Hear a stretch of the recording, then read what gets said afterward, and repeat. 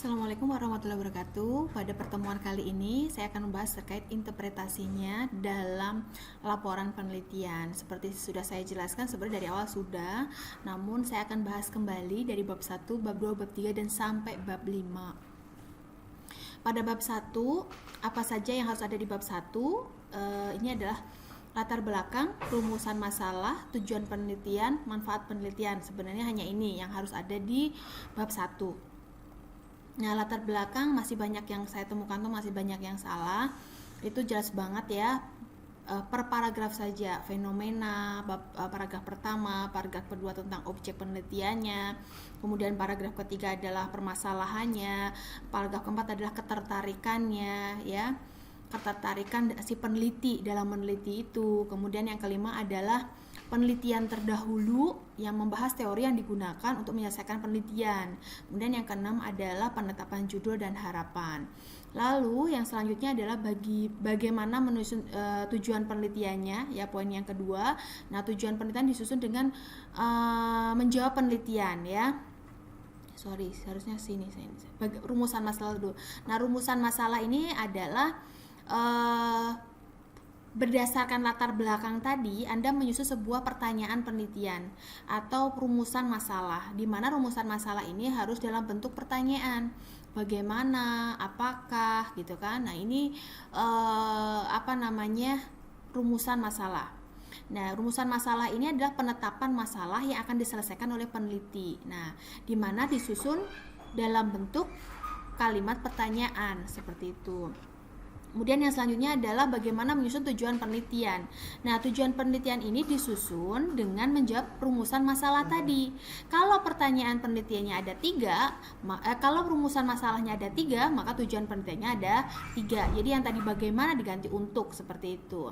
Nah, kemudian bagaimana menyusun manfaat. Nah, menyusun manfaat penelitian itu harus didasarkan pada orang-orang atau entitas yang mendapatkan keuntungan dari penelitian ini, seperti itu. Nah, pihak-pihak yang mendapatkan manfaat dari penelitian itu. Nah, setelah pihak-pihak bisa saja dilakukan identifikasi yang didapat dari setiap pihak tersebut. Jadi itu untuk bab 1. Kemudian bab 2. Nah, bab 2 ini adalah isinya landasan penelitian ya. Landasan penelitian itu adalah teori, konsep, atau misalkan objek yang diteliti, seperti itu, yang terkait dengan penelitiannya. Biasanya pertama kita kalau mau membuat bab 2 itu biasanya membuat literatur review dulu. Pasti Anda pernah melakukan di mata kuliah riset teknologi informasi, sehingga Anda dapat memahami alat apa yang digunakan untuk menganalisis atau menyelesaikan masalah penelitian, seperti itu. Nah, ini bagaimana kerangka bab 2-nya. Biasanya semua variabel dari judul itu harus ada di dalam bab 2. Misalkan analisis penerimaan e-commerce, berarti harus ada penerimaan teknologi e-commerce itu apa, seperti itu. Kemudian dalam setiap kerangka bab ya, kerangka bab dari bab 2 tersebut, misalkan contohnya di bab 2 ada poin-poin e-commerce, definisi kok e-commerce. Anda jangan e-commerce menurut A adalah cuma satu aja, tidak, tapi menurut A adalah begini, menurut B begini, menurut C begini. Maka dalam hal ini berarti e-commerce itu adalah apa, misalkan seperti itu. Jadi itu adalah kerangka di bab 2. Nah, cara menulis rujukannya dulu sudah pernah saya sampaikan. Anda gunakan salah satu aplikasi yang disebut dengan Mendeley. Ini akan membantu Anda untuk menulis rujukan sehingga mudah dan benar, seperti itu.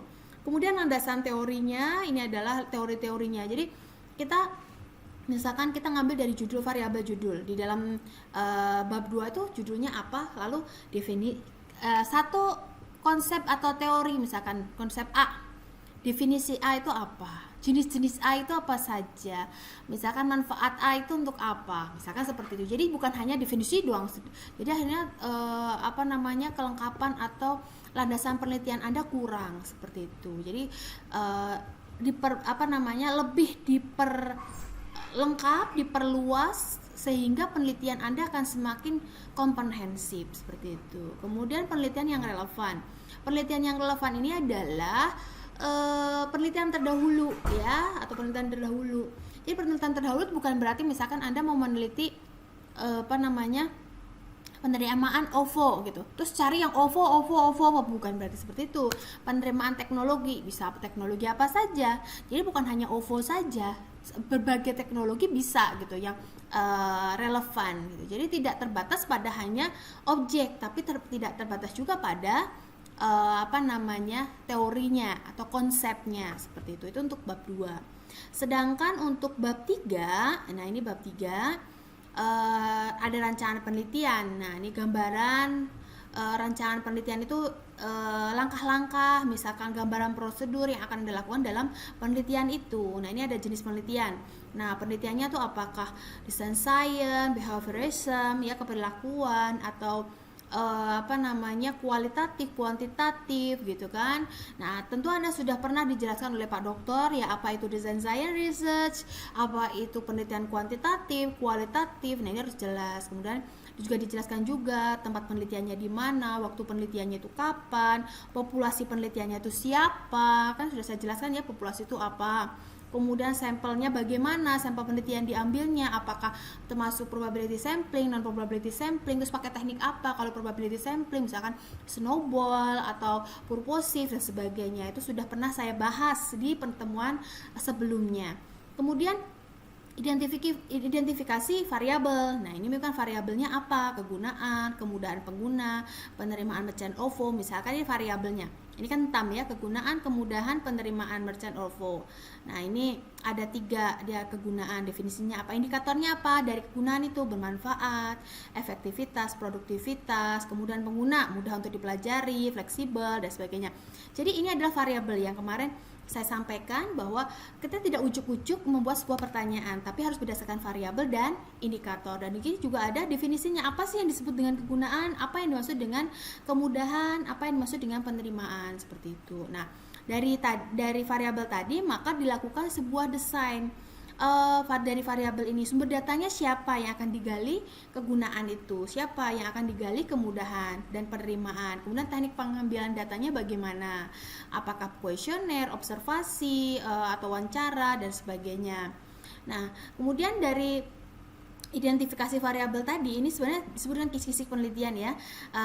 Dari kisi-kisi atau identifikasi tadi kita buat berdasarkan indikator. Ingat ya, ini indikator ya, ini indikatornya. Kemudian dibuatlah ini pertanyaan. Satu indikator disarankan lebih dari satu pertanyaan. Kenapa? Kalau nanti satu tidak valid maka masih ada 2 seperti itu. Jadi ini satu indikator 3 pertanyaan, satu indikator 3 pertanyaan seperti itu.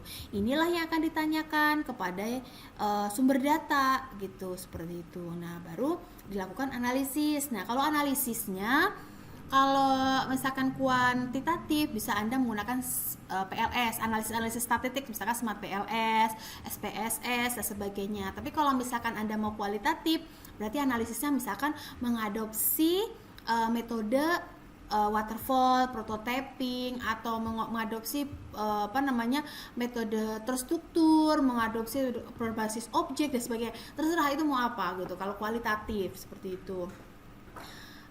Ini untuk bab 3. Nah, kemudian bab 4 itu adalah hasil dari penelitian kita. Hasilnya apa? Kemudian pembahasannya bagaimana?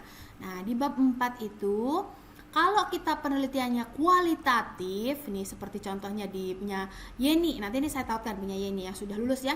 Ada identifikasi organisasi, profil perusahaan, struktur organisasi perusahaan, data narasumbernya siapa, kemudian hasil pengumpulan data. Berarti dari pertanyaan-pertanyaan tadi, jawabannya apa? Ditaruh di bab 4 ini. Kemudian dari hasil tersebut lalu dilakukan dianalisis. Karena si ini judulnya adalah Business Process Improvement, dia bagaimana improvement organisasinya, bagaimana understand prosesnya. Nah, kalau misalkan Anda analisis kebutuhan sistem, berarti ya analisis datanya, berarti analisis kebutuhan sistemnya hasilnya apa? Dari proses SDLC itu, misalkan di sini analisis kebutuhan sistemnya apa hasilnya, kemudian pemodelannya bagaimana, perancangannya pengembangan perangkatnya bagaimana, testingnya bagaimana, hasil seperti apa, baru pembahasan. Nah, pembahasan itu sebenarnya adanya korelasi dari apa yang kita analisis yang dihasilkan dengan teori-teori, kita relevansikan. Misalkan, oh benar, ternyata teknik analisis kebutuhan sistem itu menghasilkan sebuah faktor-faktor yang menjadi dasar untuk pengembangan perangkat lunak, misalkan seperti itu. Jadi di pembahasan itu adalah direlevansikan dengan dengan teori, atau dengan kadang juga kita masukkan pendapat kita berdasarkan hasil penelitian kita, seperti itu. Nah, kemudian kesimpulan dan saran, berarti kesimpulan. Nah, biasanya kesimpulan itu adalah menjawab perumusan masalah, di mana harus nyambung. Kalau misalkan tujuannya A, ya kesimpulannya ya A itu harus diapakan, seperti itu. Atau bagaimana hasilnya A itu, jangan sampai rumusan masalahnya apa, kesimpulannya kemana, nggak nyambung. Dan saran itu adalah biasanya hal-hal yang perlu diperbaiki dari penelitian kita ke depannya.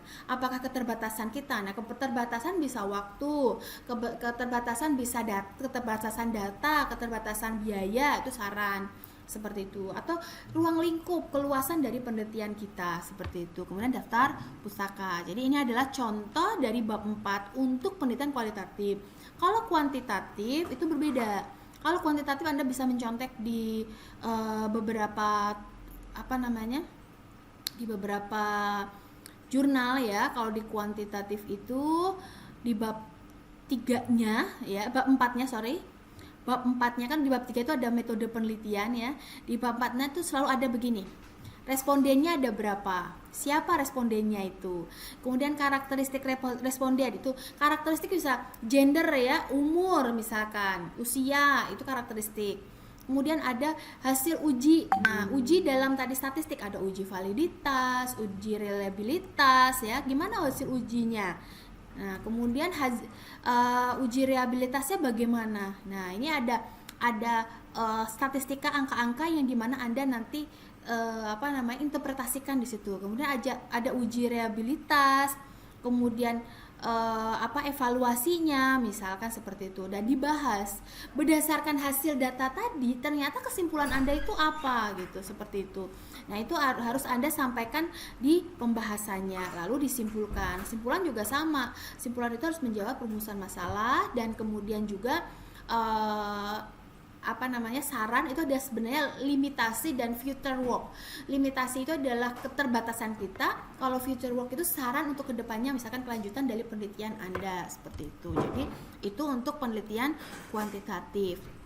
Jadi Anda bisa nanti kalau untuk tugas ya, untuk UAS itu hanya sampai bab 3 dikumpulkannya, karena bab 1, bab 2 anggap saja Anda dalam metode penelitiannya adalah hasilnya adalah proposal penelitian. Nah, nanti kalau untuk bab 4, bab 5 itu Anda bisa bahas ketika di skripsi, dan ini saya sudah kasih contohnya seperti itu. Itu saja mungkin untuk materi interpretasi, kesimpulan, implikasi, dan rekomendasi. Terima kasih.